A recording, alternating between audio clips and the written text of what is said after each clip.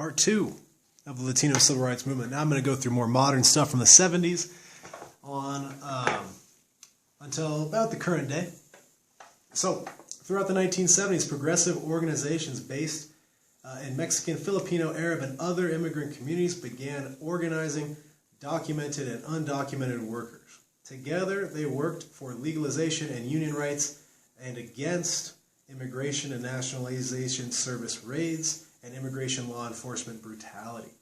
Okay, so it's a very diverse group there trying to improve working conditions for immigrant labor. 1970, the U.S. Department of Health, Education, and Welfare issues a memorandum saying students cannot be denied access to educational programs because of their inability to speak English. Okay, so we talked about how a lot of kids were getting forced out of school because they had no Spanish rules and stuff like that. This will try to do away with that and help institute what we have now, the English as second language or English language learners programs, ESL and ELL, to try and teach students who don't speak English how to speak English, right? 1974, in the case of Lau versus Nichols, the U.S. Supreme Court reaffirms the 1970 memorandum, ruling that students' access to or participation in an educational program cannot be denied because of their inability to speak or understand English. This lawsuit began as a class action lawsuit by Chinese-speaking students against a school district in San Francisco, although the decision will benefit other groups. It's an important note there at the bottom that a lot of these civil rights movements and different groups had the same goals in mind, and so they'll piggyback off of each other, and some of them will take on one thing and others take on others. But there we go. 1974, Congress passes the Equal Education Opportunity Act to make bilingual education more widely available in public schools. 1974 as well, the first major Latino voting registration organization, the Southwest Voter Registration Education Project, will begin, registering more than 2 million Latino voters in the first 20 years. 1975, after non-English speakers testify about the discrimination they faced at the polls, Congress voted to expand the U.S. Voting Rights Act to require language assistance at polling locations. So, Native Americans, Asian Americans, Alaska Natives, and Latinos benefited most from this provision. The original act passed in 1965 applied only to black and Puerto Rican voters. The Voting Rights Act leads to an increased political representation of Latinos in U.S. politics. So they expand the Voting Rights Act to help people who struggle with English still be able to vote. There are citizens that still struggle. There are people that naturalized that still struggle and all that sort of stuff. So they put people in polling locations to help them. Nowadays, they really just print ballots in like 10 different languages so you can vote. But a positive because it increases voting. We want everybody to vote. We want everyone to have their say. So, first question on the second part of the lecture about how many Latinos were registered to vote through the Southwestern Voter Education Program. A, 100,000, B, 1 million, C, 1.5 million, or D, 2 million.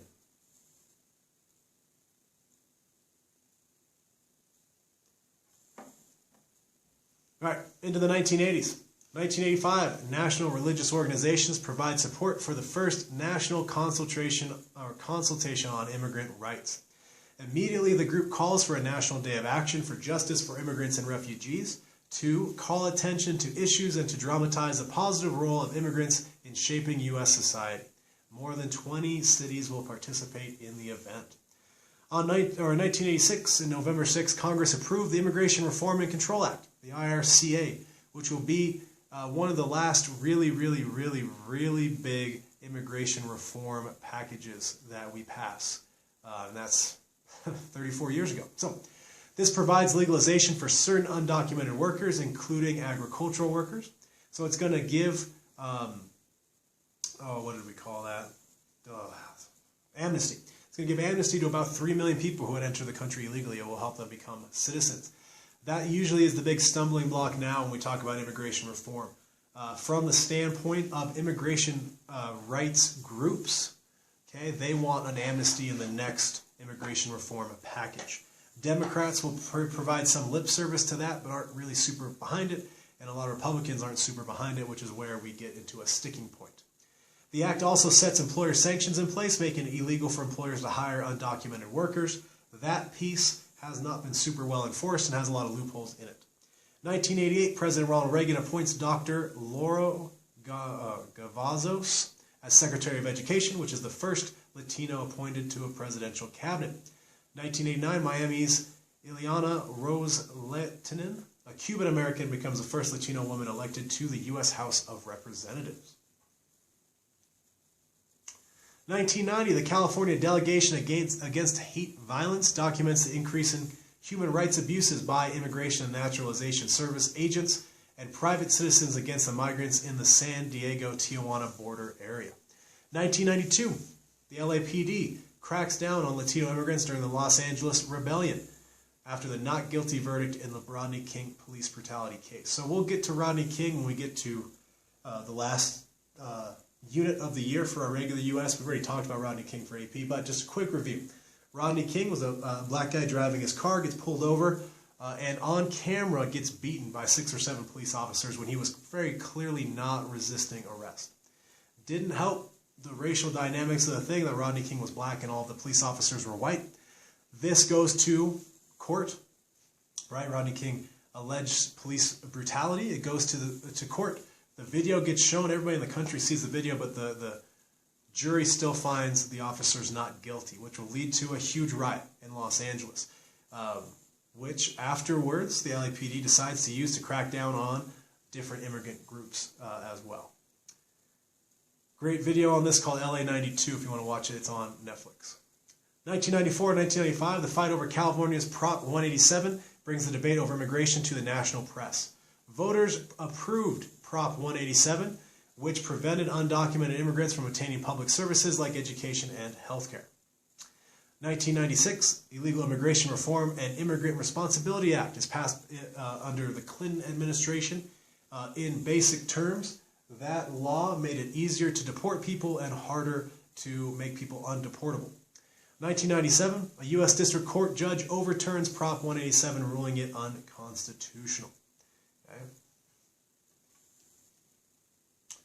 1999, after 60 years of the U.S. Navy's exercise of bombings on Puerto Rican island of Vieques, civil rights leaders of both Puerto Rican and African American communities responded with a nonviolent protest, galvanizing the island's 9,300 residents. So on this island that's part of Puerto Rico, 9,300 people live there, but the United States Navy had been practicing bombing on the beaches there for 60 years.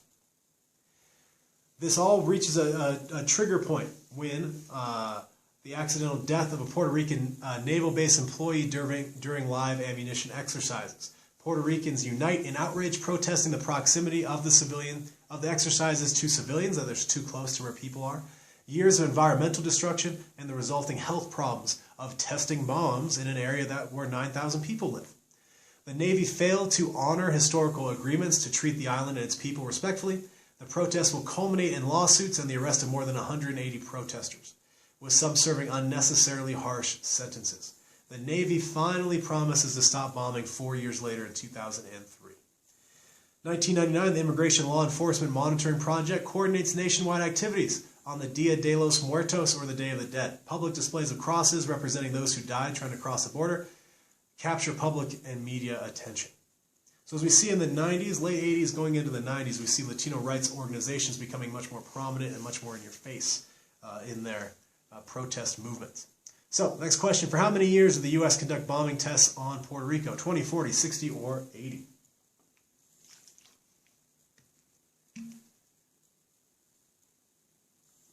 All right, 2000s. Following the terrorist attacks of 9/11, Arab Americans and other Middle Eastern people of Middle Eastern descent experienced a huge backlash in America. Lots of hate crimes and harassment, illegal police profiling and stuff like that. A very sad, growing up through that was a very sad reaction on our part. Based in rising fears over border security, the stigma will spread to other immigrant groups. Some politicians call for building a wall between the United States and Mexico. And during the next 5 years, Latino immigrants face a surge in discrimination and bias. 2003, Latinos are pronounced the nation's largest minority group, surpassing African Americans, after a new census showed that the Latino population was up to 37 million.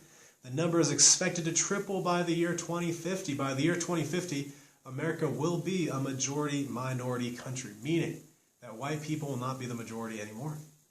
2004, the Minuteman Project begins to organize anti-immigrant activists at the U.S. and Mexico border. The group considered itself a citizens border patrol, but several known white supremacists are members. During the next 2 years, the Minuteman Project gains widespread press coverage. Immigrant rights groups and supporters conduct counter-rallies in public opposition to the Minuteman Project's tactics and beliefs. So a bunch of dudes decided that they'd dress up in camo and carry guns around the border and try to police it themselves because they did not believe that the government was doing a good enough job. The FBI has labeled these groups as more dangerous than many different terrorist organizations because of some of their tactics, some of the violence that they've caused. 2005. Okay, just as key provisions of the Voting Rights Act are about to expire, English-only conservatives oppose the renewal because of the expense of bilingual ballots. They said it's just too expensive to print ballots in different languages. To his credit, President George W. Bush will reauthorize the act. They name it the Fannie Lou Hamer, Rosa Parks, Prescott King, and Cesar Chavez Voting Rights Act Reauthorization and Amendments of 2006. Later that year, in 2006, immigrants, mostly Latinos and their allies, launched massive demonstrations in cities and towns across the country in support of immigrant rights and to protest the growing resentment towards undocumented workers. 2006, high school students, mostly but not exclusively Latino, staged walkouts in Los Angeles, Houston, and other cities, boycotting schools and businesses in support of immigrant rights and equality. Some schools issue suspensions and truancy reports to students who participated, and several will be arrested. 2006. On May 1st, hundreds of thousands of Latino immigrants and others participate in the first Day Without Immigrants, boycotting work, school, and shopping. This will happen yearly, almost yearly, semi-yearly since then. 2006, the U.S. Congress debates legislation that would criminalize undocumented immigrants. Immigrant right groups, organizations support alternative legislation offering a pathway to citizenship. The legislation gets real close, but it stalls, and Congress decides instead to hold hearings across the country during the summer and fall of 2006 to gain public input, and that kind of was the end. It's important to note, right, really starting in the 70s, but especially in the Clinton, Bush, and Obama years, all of those presidents set new records for the most deportations. We haven't passed any long-term immigration law since the 1990s. Obama at the end tried to clean up his legacy through the DACA and DAPA program, but Obama was hated by Latino rights groups. He was called the deporter-in-chief. We need to know that our general policy right now towards immigration from Mexico is what we call deterrence. Right? We have built fencing. Now, Trump is known for his wall policy, but we built fencing since the 80s, right, along the border. And we built fencing in areas where it was easier to cross. So now the only places where it's available to cross are the most dangerous. The idea there is that if enough people die trying to cross, less people will try to cross the border. Every president we've had, really since Reagan, has adopted and expanded that policy. President Trump has been mostly awful on Latino rights issues, and again, this is adopting the position of Latino rights groups. Obama was awful, Bush was awful, Clinton was awful, and Trump has been awful. But he hasn't campaigned on being good to the Latino rights activist community, right? He campaigned on the wall. He's expanded ICE and family separations. Important to note that those cages and family separations happened under Obama to a much lesser extent than have happened under Trump, but it isn't a new thing. So something that's gotten worse, right?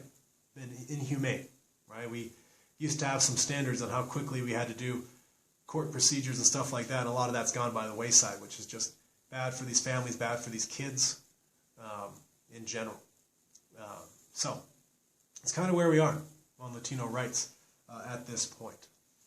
So final question here, true or false? President Obama deported more immigrants than any other president. Is that true or false? So again, I will state, as I did at the end of the African American Civil Rights Movement lectures, is that we all want the same thing. We all want everybody to have a better life here. There's different ways that we go about it. Some people have been much harsher. Some people have been much nicer.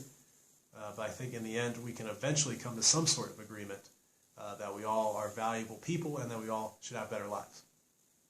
I'll be back next talking about the American Indian movement.